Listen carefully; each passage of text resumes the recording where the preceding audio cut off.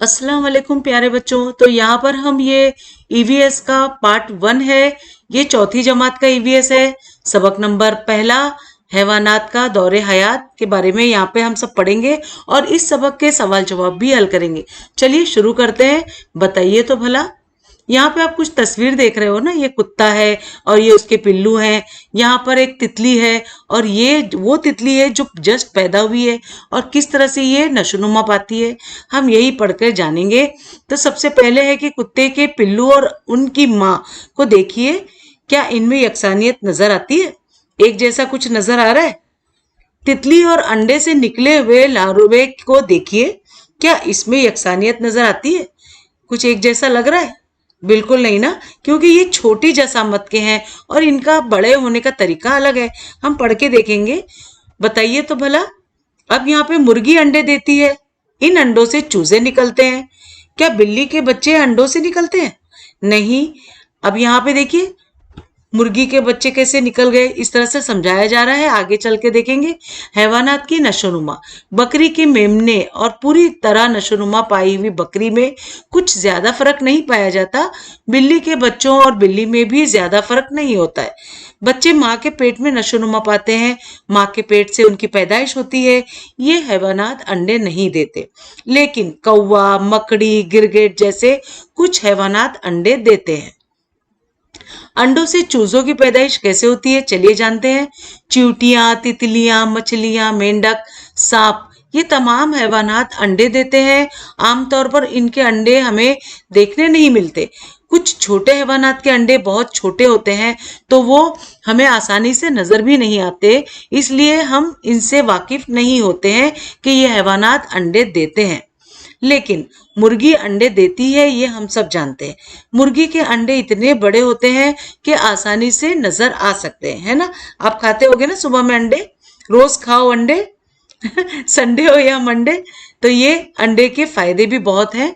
अब यहाँ पे क्या होता है, अंडे सेना क्या होता है?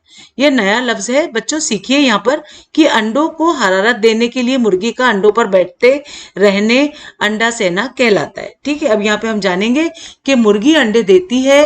अंडों में चूजों की नशोनुमा के लिए हरारत की जरूरत होती है, इसलिए अंडे देने के बाद मुर्गी अंडों पर बैठे रहती है और अंडों को हरारत यानी गर्मी पहुंचाती है।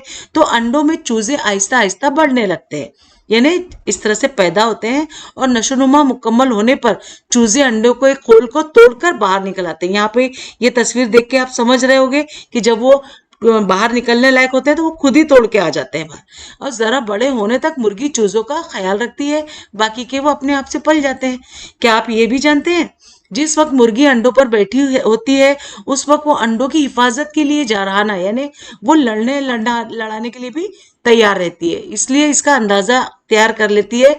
अंडों के पास किसी के जाने पर वो उसे मारने के लिए दौड़ती है, क्योंकि वो अपने बच्चों की हिफाजत करती रहती है। आइए दिमाग पर जोर दें, मुर्गी और उसके चूजों में कौन कौन सी यकसानियत पाई जाती है, ये आपको अपने आप से सोचना है बच्चों।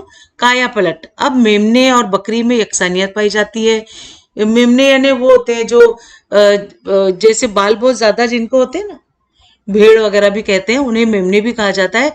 चूजे और मुर्गी में भी यकसानियत पाई जाती है, लेकिन तितली के लार्वे और तितली में बहुत ज्यादा फर्क पाया जाता है। अब बच्चे और पूरी तरह नशोनुमा पाए हुए हैवान में नुमाया फर्क होना काया पलट कहलाता है। अब यहाँ पे क्या है कि तितलियों में काया पलट कैसे होती है, तो खूबसूरत शक्ल और रंग बिरंगी तितलियां हमारे माहौल ही का एक हिस्सा है। तितलियों की जिंदगी नबातात की कुर्बत में गुजरती है।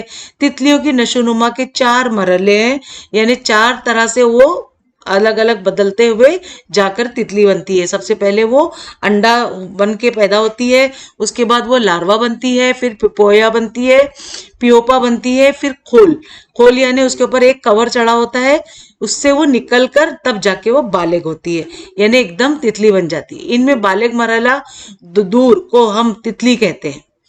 अब चितरंगी तितली हमारे यहाँ बहुत ज्यादा पाई जाती है। इसकी मिसाल के जरिए हम देखेंगे कि तितलियों की नशोनुमा किस तरह होती है। अब यहाँ पे आप ये देख रहे हो, ये कुछ ऐसा पेड़ पौधे हैं जिसके ऊपर इस तरह से अंडे दे देती है। हम तो इतनी करीब नहीं जाके देख सकते, लेकिन इन्होंने बड़ा करके दिखाया हुआ है तस्वीर में। अब यहाँ है कि चितरंगी तितली की मादा रुई यानी आग के पत्तों पर अंडे देती है।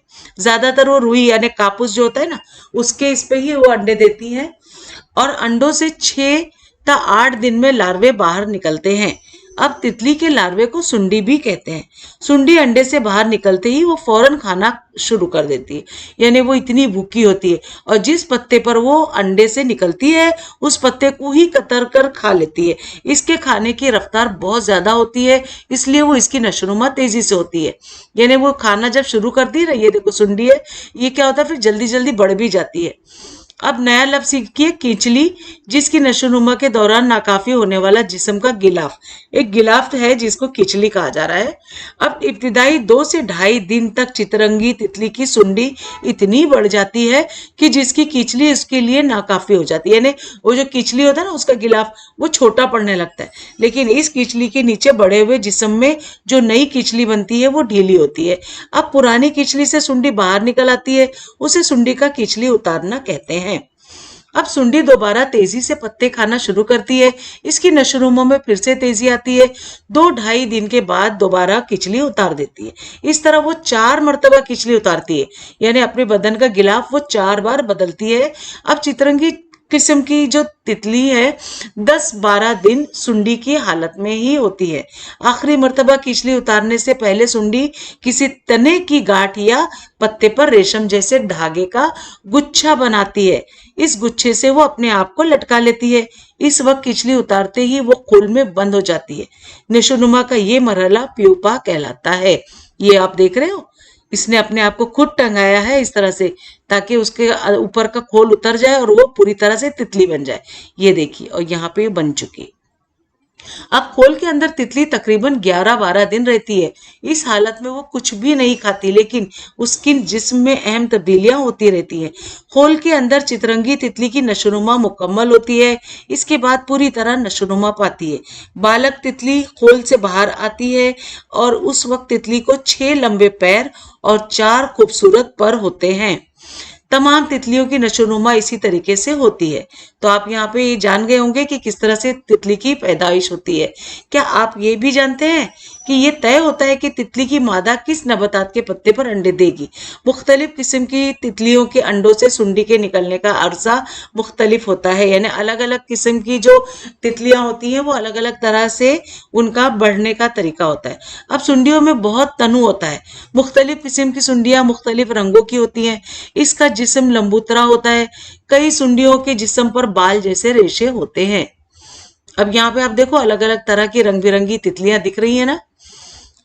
अब क्या आप जानते हैं साफ किया हुआ अनाज हम डब्बों में भरकर रखते हैं, इसके बावजूद कुछ दिनों बाद डिब्बों के ढक्कन खोलने पर अनाज में कीड़े नजर आते हैं। अनाज के गोदाम, बनिए की दुकान और हमारे घर जैसे किसी भी मकाम पर अनाज में कीड़े हो सकते हैं। कीड़ों की मादा ने अनाज में अंडे दे दिए हों तो हमें नजर नहीं आ सकते क्योंकि वो बहुत छोटे होते हैं। अनाज के डिब्बों में मौजूद हवा और गर्मी से इन अंडों की नशोनुमा के लिए काफी होता है, इसीलिए डिब्बों में उनकी नशोनुमा होती रहती है। इनके भी अंडे, सुंडी, लार्वे यानी प्यूपा, खोल और बालक ऐसे मरहले होते हैं। जब हम डब्बा खोलते हैं तब अनाज में कीड़े नशोनुमा के जिस मरहले में होते हैं वही मरहला हमें दिखाई देता है। हमने क्या सीखा? पहला है कि मुर्गी के अंडों में चूजों की नशोनुमा के लिए हरारत की जरूरत होती है, जिसके लिए मुर्गी अंडों पर बैठती है जिसे अंडे सेना कहते हैं, और पूरी तरह नशोनुमा पाए हुए चूजे खोल तोड़कर बाहर आ जाते हैं। दूसरा है तितलियों की नशोनुमा के 4 मरहले हैं: अंडा, लार्वा, प्यूपा, बालिग। और तीसरा है कि चितरंगी तितली रुई के पत्तों पर अंडे देती है। अंडों से सुंडियां निकलती हैं। नशोनुमा मुकम्मल हो जाने के बाद सुंडी खोल के मरहले में दाखिल होती है। इस खोल से पूरी तरह नशोनुमा पाई हुई तितली बाहर निकलती है। इस वक्त उसे 6 लंबे पैर होते हैं और 4 खूबसूरत पर होते हैं। इसे हमेशा जहन में रखें। तितलियां हमारे माहौल का ही एक हिस्सा हैं। तफरी के लिए तितलियां पकड़ना और उन्हें धागे से बांधकर रखना गलत बात है। बिल्कुल भी ऐसा ना करें, वो उन्हें तकलीफ होती है। मश्क है बच्चों यहाँ पर, यानी सवाल जवाब। तो चलिए सवाल जवाब के पेज पे चलती हूँ मैं, और आपके लिए इसे अंडरलाइन करके निशान लगाने के लिए मैंने यहाँ ले लिया है पेन। पेन में मैं ले रही हूँ लाल कलर। तो बच्चों यहाँ पर हमारा ये पहला सबक ईवीएस चौथी जमात का है। इससे पहले मेरे कई वीडियोस अपलोड है, जिसमें 10वीं, 9वीं, 8वीं, 7वीं, 6ठी, 5वीं और ये अब ये चौथी जमात का भी ईवीएस। और इससे पहले हमारे जो मजमून है उसमें इंग्लिश, उर्दू, तारीख, जोग्राफिया, सियासत और इंग्लिश वगैरह भी मौजूद है। आप इससे ज़रूर इस्तेफादा करें। 11th स्टैंडर्ड के लिए मैंने यहाँ पर MCQ सॉल्विंग का चैनल खोला है, नाम है एक्सीलेंट क्लासेस। तो अगर आपके बड़े भाई बहन हैं जो डॉक्टर बनना चाहते हो तो आप इसको ज़रूर ये चैनल से इस्तेफादा कीजिए, एक्सीलेंट क्लासेस 11 जमात के लिए। ठीक है, तो चलिए यहाँ पर हम ये हैवानात का दौरे हयात का यहाँ पे सबक के सवाल जवाब पूरे करेंगे। तो देखिए दरसी किताब का सवाल अलीफ है। आइए दिमाग पर जोर दें। पहला सवाल है कि मुर्गी के अंडों से चूजे निकलने के लिए 20 तक 22 दिन दरकार होते हैं क्या? दूसरे परिंदों के अंडों से भी बच्चे निकलने के लिए इतने ही दिन दरकार होते होंगे? तो जवाब है यहाँ पे थे, देखिए जवाब है चींटियां, तितलियां, मछलियां, मेंढक, सांप, ये तमाम हैवानात अंडे देते हैं। तो ये हो गया हमारा जवाब यहाँ से। ठीक है, यहाँ से हमारा जवाब था। अब दूसरा सवाल है कि आपने घास पर बुनबुनाने वाली बिम्बेरी ड्रैगन फ्लाई देखी होगी।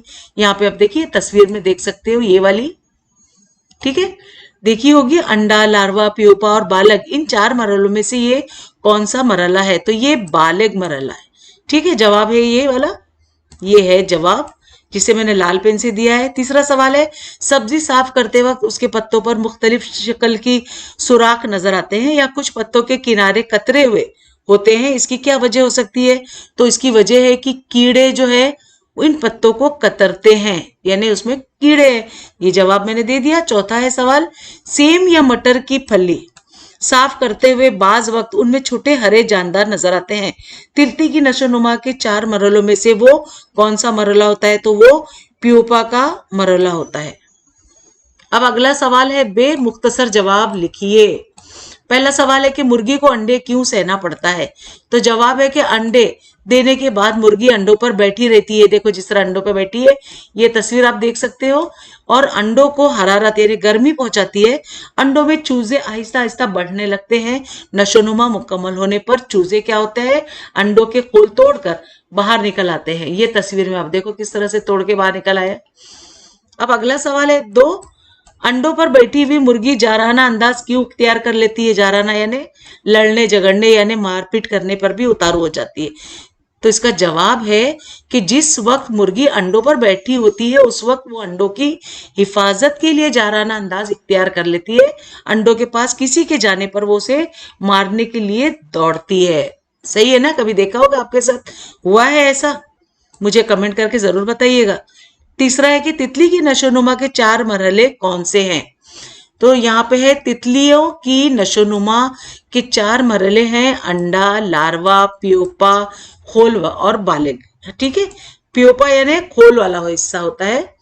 अब यहाँ पे अगला सवाल और आखिरी सवाल है, चौथा, प्यूपा मरहले में चितरंगी तितली के जिस्म में कौन कौन सी तब्दीलियां होती हैं?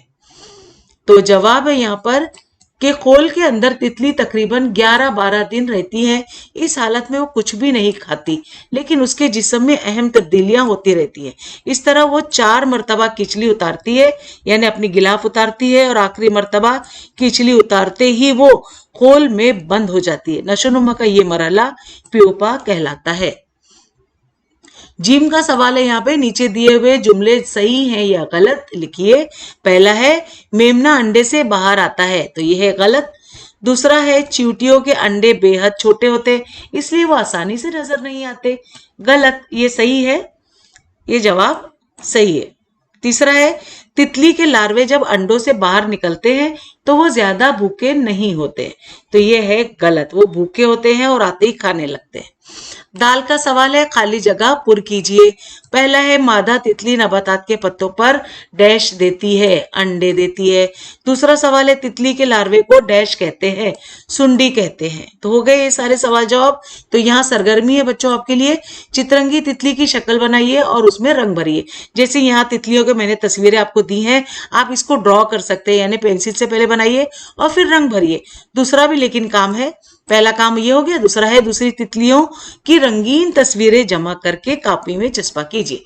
जैसे ये चारों तस्वीरें हैं ना, इसको कटिंग करिए और इसे अपनी नोटबुक में चिपका कर पेश करिए।